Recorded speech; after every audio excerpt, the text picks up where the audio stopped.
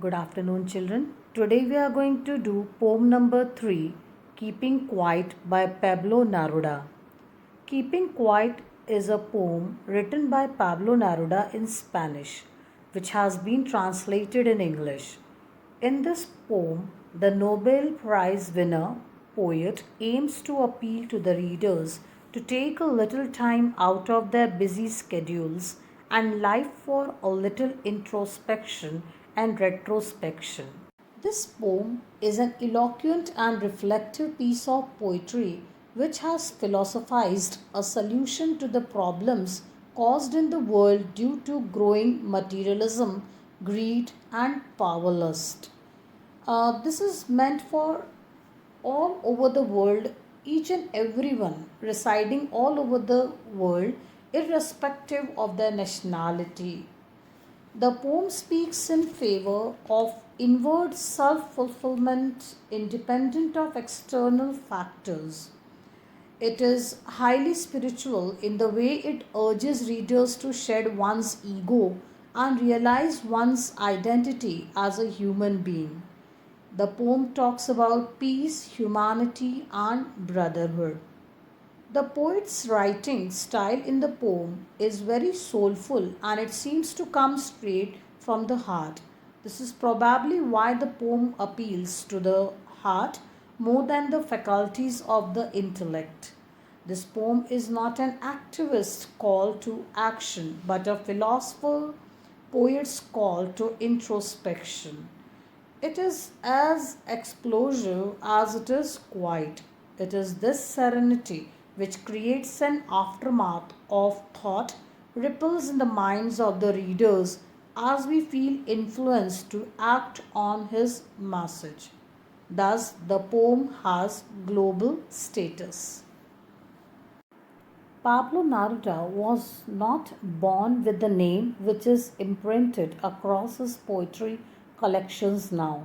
He was born as Neftali Ricardo Reyes Bosalto in Chilean household and he took up the pen name of Pablo Neruda inspired by his inspiration.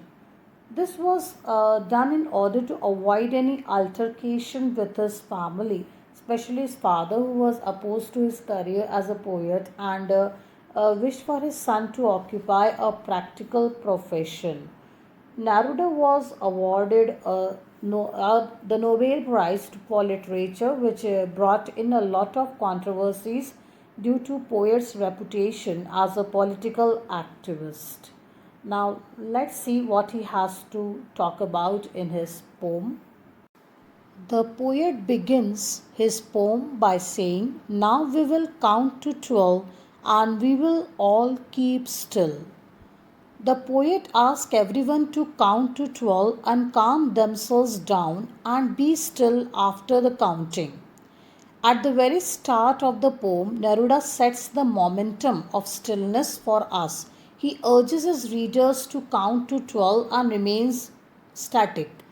Neruda's counting to 12 and remain static is because of certain reasons. There are actually children, there are a few reasons behind choosing the number 12 that are very significant, and this is an important board question also. Therefore, listen to it very carefully. There are various references given to his choosing of number 12. Neruda is encompassing the dial of clock which measures our life. Then the 12 months which fill the years entirely. And the third reference can be 12 zodiac signs that are regulators of our destiny. By employing the number 12, the poet has brought all these desperate elements within the purview of his call for stillness. Next, the poet says, "For once on the face of the earth, let's not speak in any language. Let's stop for 1 second and not move our arms so much." In these lines, the poet intends to dissolve the boundaries of cultures by prohibiting them from speaking any language. He asks them to be still for a while and not make any movements at all. He wants people to let their thoughts flow free without any rush or hurry. The global vantage point from which Neruda is addressing his readers shines through in these lines. He asks people across the world to unite in stillness. By negating the use of any language, Neruda is not just advocating silence but is also encouraging a breakdown of any cultural predispositions and discriminations. He wants people to transcend their restrictive cultural identities for a while and unite on the plane of humanity as global citizens.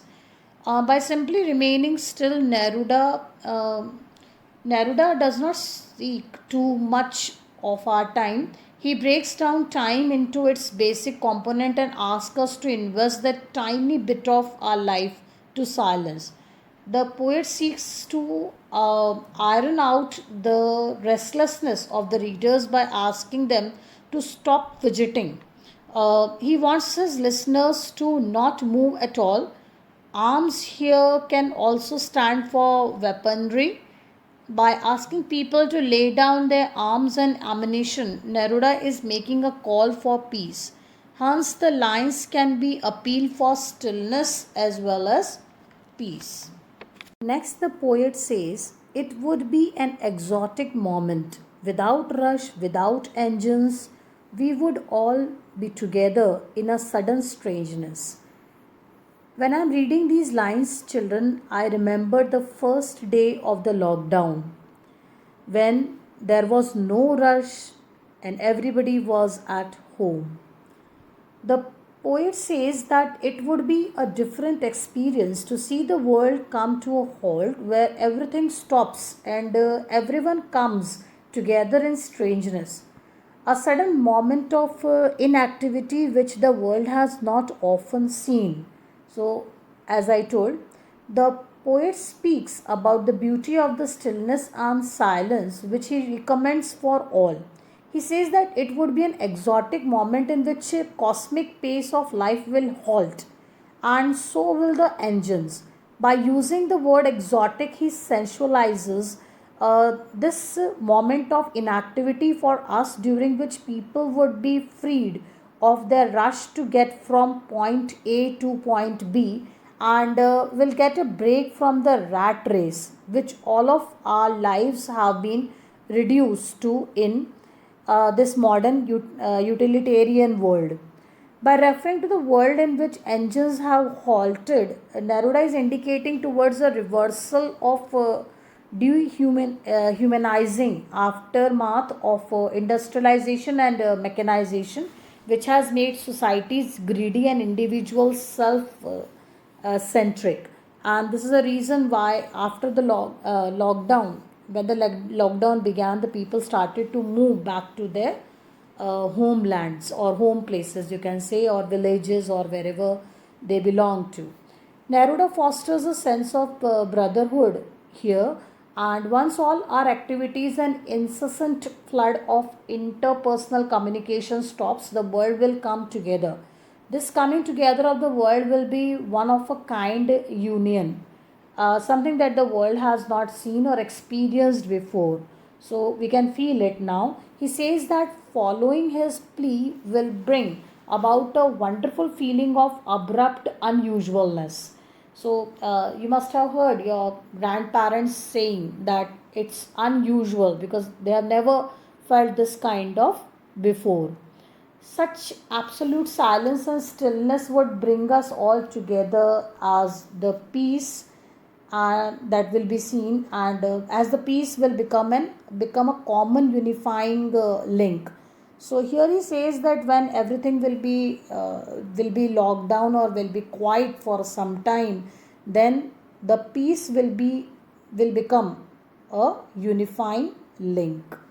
Next, the poet says, fishermen in the cold sea would not harm whales, and the man gathering salt would look at his hurt hands. By these lines, he means to bring brotherhood not only amongst humans but also a unity amongst the nature and human beings. where the hunter becomes kind to the prey. People stop hurting others in this while and try to understand them and reflect on their actions. The oppressors would forget to hurt the oppressed, and the oppressed would forget their pains, and these two classes of people would come together in brotherhood. So, actually, the poet says that we will be at peace, and the second point, that the major point that the poet talks about is here, along with the introspection, that is self thinking and self analysis, we also require mutual understanding. Once the chain of introspection begins, man, represented here by the salt gatherer, will begin to reflect upon the ups and downs that he has gone through in the course of his life, along with the lessons that he has learned in the process, represented here by the hurt hands.